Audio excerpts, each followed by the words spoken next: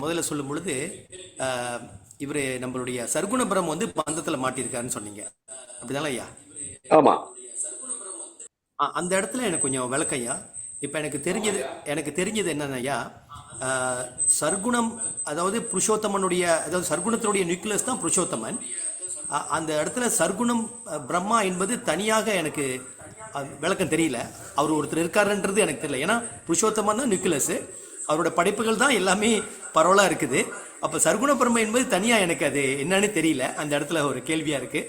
நம்மளாம் பந்தங்களை மாற்றுறது உண்மைதான். ஏன்னா நம்ம வந்து இது புருஷோத்தமனுடைய பின்பங்களாக இருந்தாலும் நம்ம பிரக்கத்தினுடைய ஆளுமையில் இருக்கிறதுனால பந்தங்கள் இருக்கிறோம். ஆனால் அந்த சர்க்குண பிரம்மம் பந்தங்கள் இருக்கிறது, அந்த இடம் எனக்கு கொஞ்சம் புரியல. ஒரு அற்புதமான கேள்வி. ஏன்னா இதெல்லாம் தான் நம்ம புரிஞ்சுக்கணும், இந்த கட்டங்கள் தான் நம்ம புரிஞ்சுக்கணும். இப்போ நீங்க வந்து என்ன கேள்வி கேட்டீங்க? இப்போ இது வந்து சகுன பிரம்மா, அடுத்தது புருஷோத்தமன் சொல்றீங்க. இப்ப அதுவும் பந்தத்துக்குள்ளார, சகுன பிரம்மமும் வந்து பந்தத்துக்குள்ளாரதான், பிரகத்தினுடைய பந்தத்துக்குள்ளாரதான் இருக்குதுன்னா, இது வந்து அது என்னையா பண்ண? நாம வந்து பந்தத்துக்குள்ள இருக்குன்னா அது வேற. ஆனா அவரே வந்து பந்தத்துக்குள்ள இருக்காருன்னா அப்புறம் அவரால் வந்து நம்ம லிபரேட் பண்ண முடியாது. ஏன்னா அவரே பந்தத்தில் இருக்கும் போது நம்மளை எப்படி லிபரேட் பண்ண? நாமளும் ஜெயில இருக்கோம், அவரும் ஜெயில இருக்கிறாரு. ஜெயிலுக்குள்ள இருக்கிறவன் ஜெயிலுக்குள்ள எப்படி வந்து காப்பாற்ற முடியும் அப்படின்றதுதான் உங்களுடைய கேள்வி. கரெக்ட் தானே?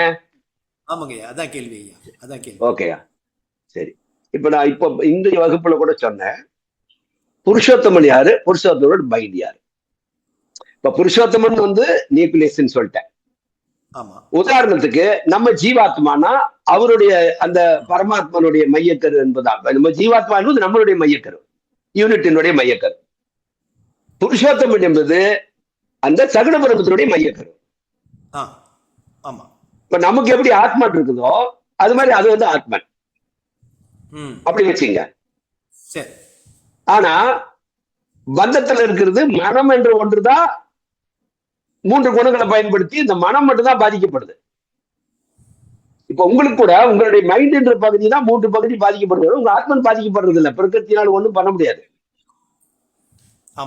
அப்ப இப்ப இந்த மைண்டு தான் இப்ப இந்த இத்தனை பகுதிகளாக மாறிக்கிட்டு பிரகிருத்தினுடைய 3 குணங்களால படிப்படியாக மாற்றம் அடைந்து மைண்டு வந்து அவருடைய மைண்டு இந்த 3 குணங்களுக்குள்ள மாட்டிக்கிட்டு இருக்குது. அப்படி மாட்டிக்கிட்டதுனாலதான் இத்தனை வடிவங்களாக அவர் இருக்கிறாரு. லிபரேட் ஆக முடியல அவரால்.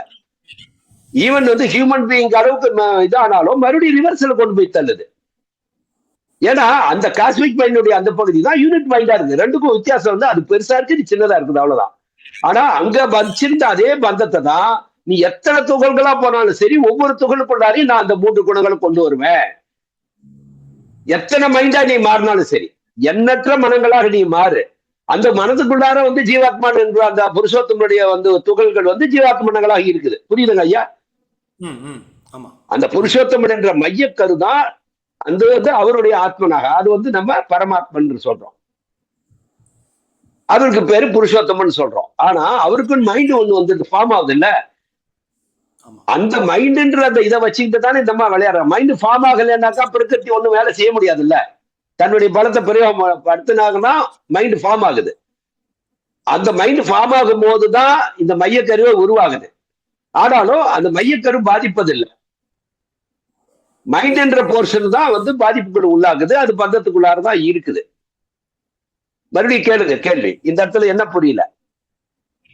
புருஷோத்தமனுடைய மையக்கரு அவருடைய பிரகிருத்தினுடைய பந்தங்களுக்கு ஆளாவதில்லை. உங்களுடைய ஜீவாத்மன் என்பது பந்தங்களுக்கு ஆளாவதில்லை. ஆனா மைண்ட் வந்து அந்த ஜீவாத்மன் என்பதும் புருஷோத்தமன் என்பதும் மைண்டுக்குள்ளாரதான் மாட்டிட்டு இருக்குது. மையக்கரு வந்து அது மைண்ட் என்ற போர்ஷனுக்குள்ளார மத்தியில மாட்டிட்டு இருக்குது. ஆனா அந்த மையக்கரு பாதிப்பதில்லை, உங்களுடைய ஆத்மனும் பாதிப்பதில்லை. ஆனா ஆத்மா வந்து அதோட சேர முடியாம இருக்கிறது என்னன்னா, இப்ப அவரே வந்து மாட்டினதுக்கு அப்புறம் தான் இந்த இத்தனை பிரிவுகளா பிரிகிறார். யாரு? புருஷோத்தமன் வந்து அந்த மனம் என்ற ஒன்று உருவானதுக்கு அப்புறம் தான் அடுத்தடுத்த நிலைக்கு அவர் மாறிக்கிட்டே போய் ஜடநிலைக்கு கொண்டு போய்கிட்டே இருக்குது. படிப்படியா ஜடநிலைக்கு தான் போகுது, வேற வழியே இல்லை.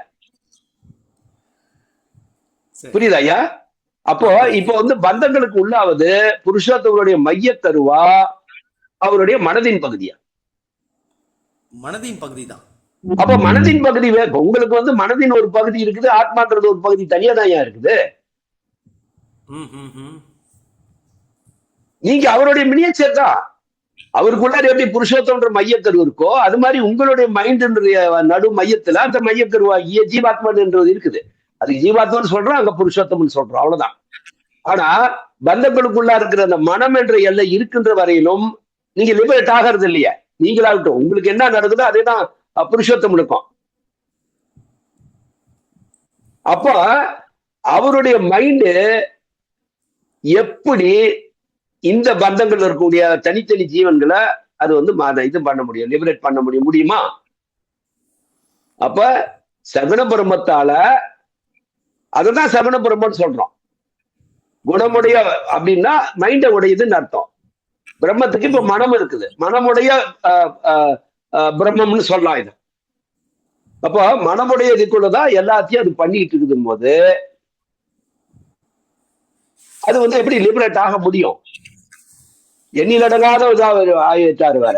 ஒன்னா இருந்ததாவது ஒத்தை வான்னு பார்த்திருக்கலாம்.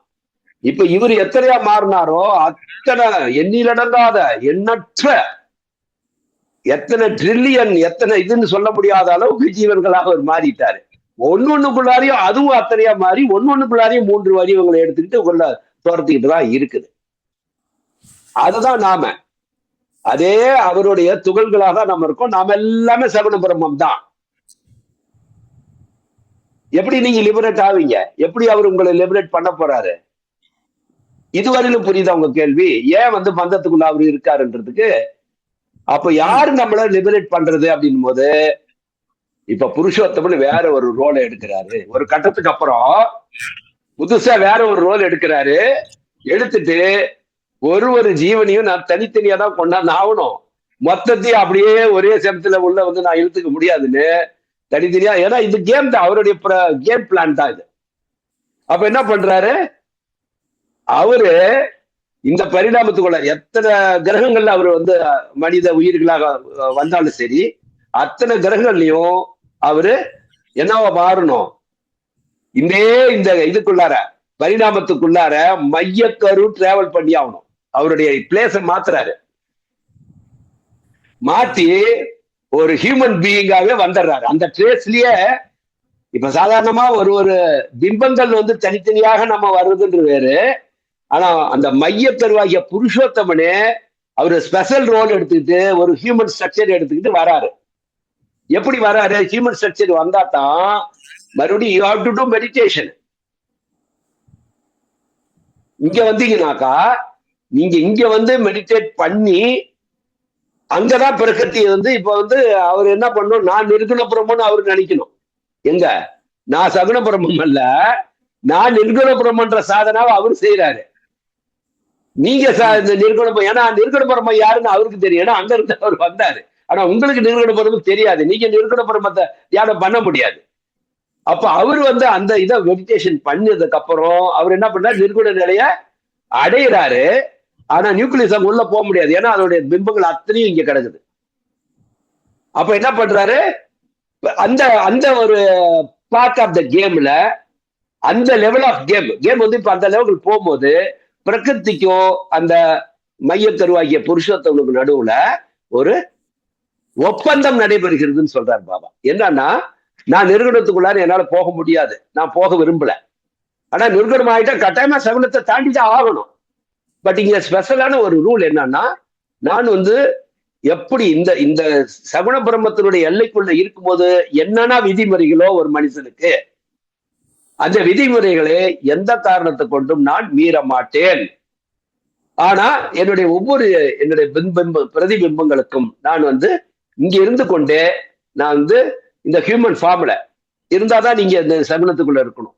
அப்போ இங்க இருந்து என்னுடைய ஜீவன்களுக்கெல்லாம் நான் வந்து என்ன பண்ணணும் அப்படின்ற அந்த வழியை சொல்லி அவங்கள ஒவ்வொருத்தரா லிபரேட்டுக்கான ஒரு வழியை சொல்லுவேன் அப்படின்னு அவர் என்ன பண்றாரு? அந்த உள்ள இருக்கிற மையக்கரு புருஷோத்தமன், வெளியில இருக்கிற பாடி வந்து இந்த மற்ற ஜீவன்களை போல அவரும் வந்து ஒரு இது மாதிரியே லிபரேட் ஆகாத ஒரு ஹியூமன் ஃபார்ம் மாதிரி வராரு. அதுதான் ஆர்டினரி ஹியூமன் பீயிங்க்கும் புருஷோத்தமனே வந்து இங்க வந்து இதா வர்றதுக்குள்ள வித்தியாசம். அப்ப அவரு வந்து இந்த மாதிரி ஒரு ரோல் எடுத்துட்டு வந்துட்டு தான் எல்லாத்தையும் லிபரேட் பண்றாரு. ஆனா இப்ப இந்த கட்டத்துல இப்ப சகுன பிரம்மம் வந்து அவருடைய மையக்கரு லிபரேட்டடா இல்லையா? அவருடைய மையக்கரு லிபரேட்டட் தான் ஐயா. லிபரேட்டட். எப்ப தாரக பிரம்மா, ஏன்னா அவரு தாரக பிரம்மா ரோல் வரும்போது லிபரேட் ஆயிட்டாரு. ஆனாலும் இன்னும் இருக்கிற எல்லாத்துக்கும், ஆனா அவர் வந்து மறுபடியும் இங்கேயும் இருக்கிறார், இங்கே இருக்காரு, இந்த ரோலையும் பண்றாரு, சகுன பிரம்ம ரோலையும் தொடர்ந்து பண்ணிக்கிட்டே தான் இருக்காரு. ஆனா அந்த நியூக்ளியஸ் வந்து இப்ப எங்கெல்லாம் அவர் வந்து இந்த பிசிக்கல் ஃபார்ம்ல வராரோ அந்த இடத்துக்கு தன்னுடைய நியூக்ளியஸுடைய இதை வந்து மாற்றிக்கொண்டே போறாரு. போய் அதை வந்து இருக்கிற ஜீவன்களுக்கெல்லாம் அங்கதான் வந்து சத்குருவாக, ஏன்னா டீச் பண்ணணுன்ற ரோல்ல வரும்போது அவரு மாஸ்டரா வராரு, ஒரு வாத்தியாரா வராரு, ஒரு குருவா வராரு. ஆத்ம விடுதலைக்கான இதை வந்து சொல்லி கொடுத்து, ஏன்னா ஏற்கனவே அவர் லிபரேட் ஆன அந்த மெத்தட் தான் இவங்களுக்கு சொன்னோம். அவர் வந்து நிர்குண பிரம்மத்தை பண்ணாரு, நாம வந்து தாரக பிரம்மத்தை பண்ணணும். ஏன்னா தாரக பிரம்மா தான் அந்த ஒரிஜினல் ஸ்டஃப். அது உள்ள இருக்கிற நியூக்ளியஸனுடைய பிம்பம் தான் நீங்க அந்த பிம்பத்தோட தான் நீங்க மெர்ஜ் ஆகணும். அதுக்கப்புறம் அவர் வந்து நிர்குணத்துக்குள்ள போய் மெர்ஜ் ஆகணும்னால அது அவருடைய வேலை. புரியுதா ஐயா அந்த சைக்கிள் உங்களுக்கு? இது புரியுதுயா. இது போன வகுப்புல நல்லா தெளிவா சொல்லியிருந்தீங்க, அது நல்லா புரியுதுயா. ஆனாலும் இது திரும்ப திரும்ப நினைவுபடுத்த வேண்டியதாக இருக்குயா, ஒரு கட்டத்துல மறுபடியும் மறக்கும். நானே உங்களுடைய அந்த டோக்கை மட்டும் 9 வாட்டி கேட்டேன்யா, கணக்கு வச்சிருக்கேன். 9 வாட்டி கேட்டிருக்கேன். ஒவ்வொரு தடவையும் ஒவ்வொரு விஷயத்த தெளிவு வருது. இதுல இன்னொரு கேள்வியும் வருது ஐயா. சொல்லுங்க. இப்ப இந்த கேள்வி புரிஞ்சிச்சு, அந்த 2 கேள்விக்கு பதில் சொன்னது புரிஞ்சு. இந்த புரிஞ்சிருச்சு. இதை ஒட்டி தான் இன்னொரு கேள்வியும் எனக்கு உருவாகுது.